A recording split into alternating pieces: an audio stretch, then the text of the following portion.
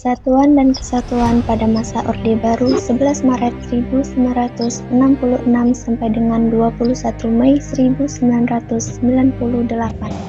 Konsep negara kesatuan atau unitarisme. Istilah negara kesatuan sudah sering kita dengar karena negara kita adalah Negara Kesatuan Republik Indonesia.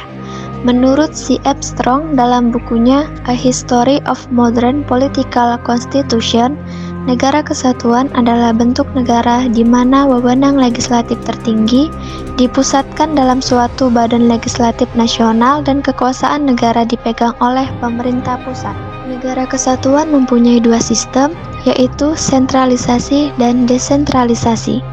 Dalam negara kesatuan bersistem sentralisasi, semua hal diatur dan diurus oleh pemerintah pusat, sedangkan daerah hanya menjalankan perintah-perintah dan peraturan-peraturan dari pemerintah pusat. Desentralisasi adalah penyerahan kekuasaan pemerintahan oleh pemerintah pusat kepada daerah otonom berdasarkan asas otonomi. Dengan adanya desentralisasi, maka muncul otonomi bagi setiap pemerintahan daerah. Persatuan dan Kesatuan Bangsa pada masa Orde Baru 11 Maret 1966 sampai 21 Mei 1998. Awal masa pemerintahan Orde Baru. Lahirnya Orde Baru tentu tidak terlepas dari terbitnya Surat Perintah 11 Maret atau Supersemar.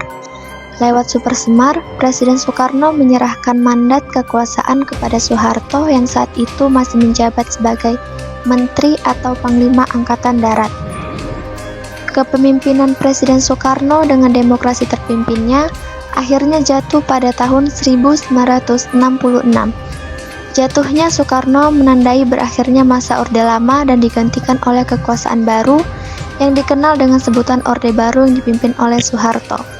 Ia muncul sebagai pemimpin Orde Baru yang siap untuk membangun kembali pemerintahan yang berdasarkan Pancasila dan Undang-Undang Dasar 1945 secara murni dan konsekuen.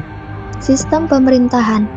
Prioritas utama yang dilakukan oleh pemerintahan Orde Baru bertumpu pada pembangunan ekonomi dan stabilitas nasional. Oleh karena itu, jika terdapat pihak-pihak yang dinilai mengganggu stabilitas nasional, aparat keamanan akan menindaknya dengan tegas. Sebab, jika stabilitas keamanan terganggu, maka pembangunan ekonomi akan terganggu. Sistem pemerintahan pada masa Orde Baru adalah presidensial dengan bentuk pemerintahan republik dan Undang-Undang Dasar 1945 sebagai dasar konstitusi. Kelebihan sistem pemerintahan Orde Baru.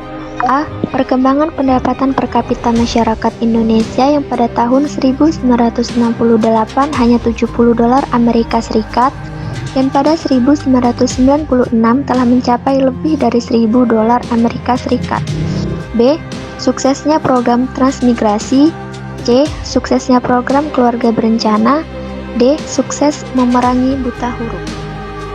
Sistem pemerintahan Orde Baru tidak hanya memiliki kelebihan, tetapi juga memiliki kelemahan dalam berbagai bidang. Yang pertama, bidang ekonomi. Penyelenggara ekonomi tidak didasarkan pada pasal 33 Undang-Undang Dasar 1945 dan terjadi praktik monopoli ekonomi.